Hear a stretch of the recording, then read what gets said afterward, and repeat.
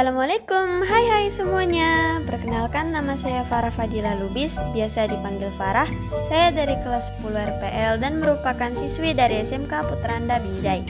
Nah, kalian baru saja mengklik video Farah nih yang berisi tentang bahasa Si. Bentar, bahasa Si itu apa sih? Jadi teman-teman, bahasa Si adalah bahasa pemrograman tingkat menengah yang populer dan serbaguna.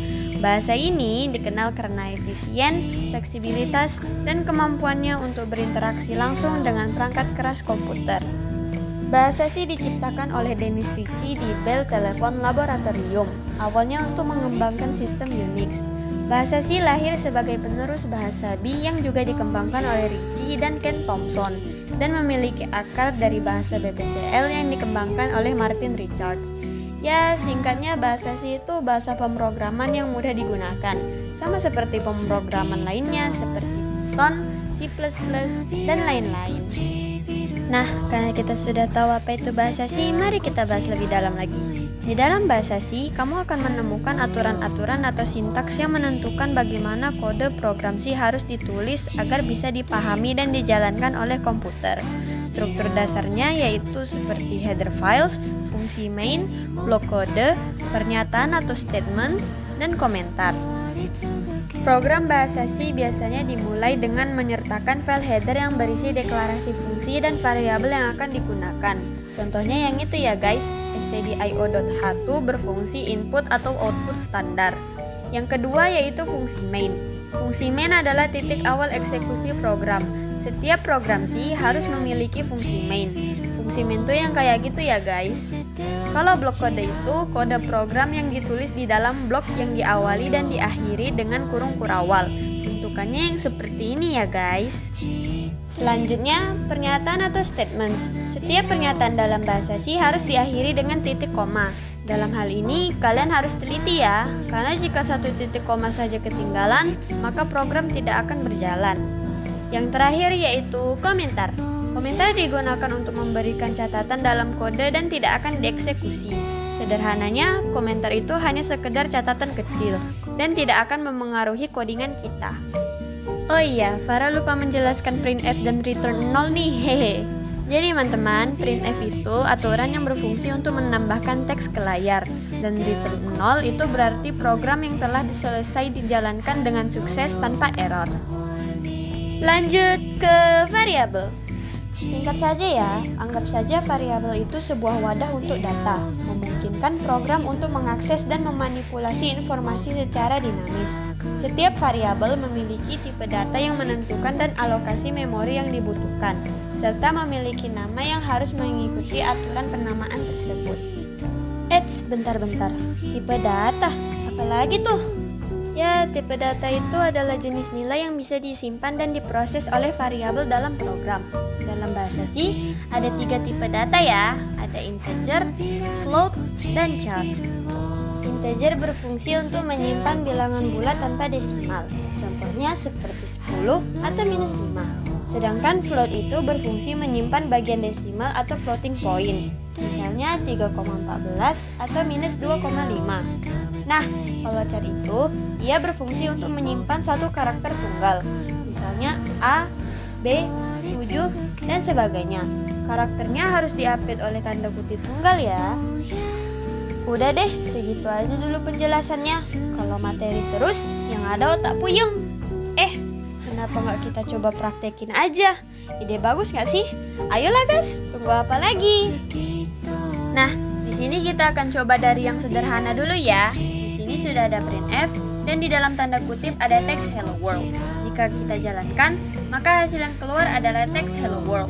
Karena seperti yang Farah bilang sebelumnya, printf itu berfungsi untuk menampilkan teks. Jadi kita bisa menampilkan teks apapun selagi teksnya berada di tanda kutip. Kita coba dengan kalimat lain. Misalnya, halo semuanya. Setelah itu kita jalankan lagi. Dan hasilnya sesuai seperti yang kita ketik. Nah, di sini sudah bisa ambil kesimpulan kan? Kalau ingin menampilkan teks atau kalimat dalam bahasa Si, tinggal ketik printf, tanda kurung, lalu tanda kutip. Setelah itu, ketik kalimat yang ingin kalian tampilkan. Mudah bukan? Untuk proyek yang kedua, kita akan coba membuat biodata diri. Kita buat dulu judulnya yaitu biodata saya. Lalu kita tambahkan garis-garis kecil supaya cantik.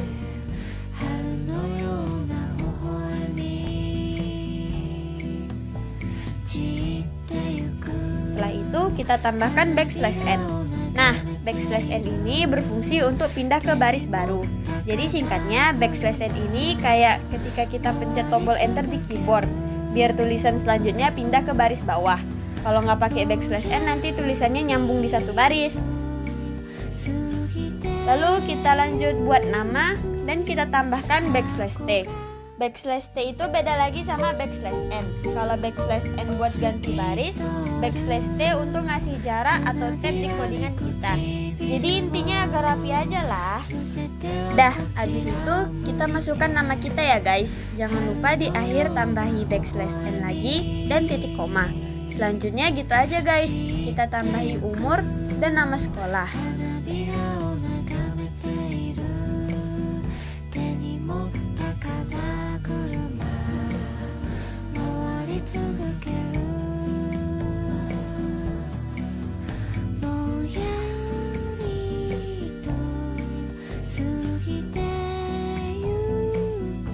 Kalau sudah, mari kita jalankan lagi.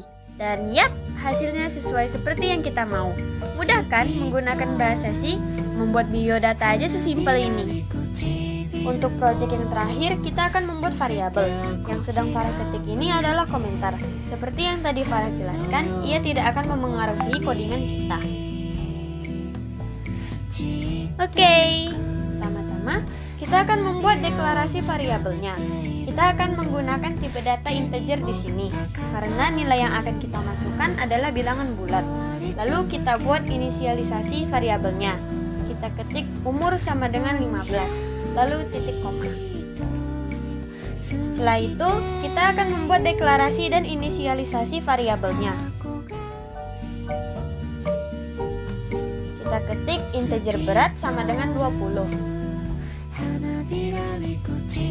Nah, sudah kita masuki semua kan nilainya? Bagaimana kita coba jalankan? Loh, kenapa tidak ada yang muncul? Nah, itu karena kita belum memanggil nilai variabelnya. Seharusnya kita buat dulu kode untuk memanggil nilai variabel menggunakan format tipe data. Kita ketik nilai umur adalah, lalu %d. Dalam bahasa C, %d berfungsi sebagai penentu format untuk bilangan bulat desimal bertanda dalam fungsi input atau output. Selanjutnya, kita ketik nilai berat adalah, dan sama seperti yang tadi, kita akan tambahi %d.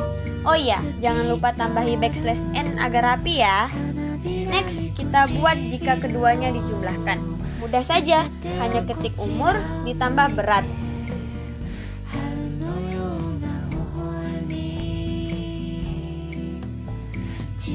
Nah, ini baru benar kodenya. Dan jika kita jalankan pun ada hasilnya. Segitu saja penjelasan Farah tentang bahasa C. Mohon maaf jika ada kesalahan atau penjelasan yang kurang tepat. Dengan ini Farah tutup dengan wabillahi taufik wal hidayah. Wassalamualaikum warahmatullahi wabarakatuh. Bye bye semuanya.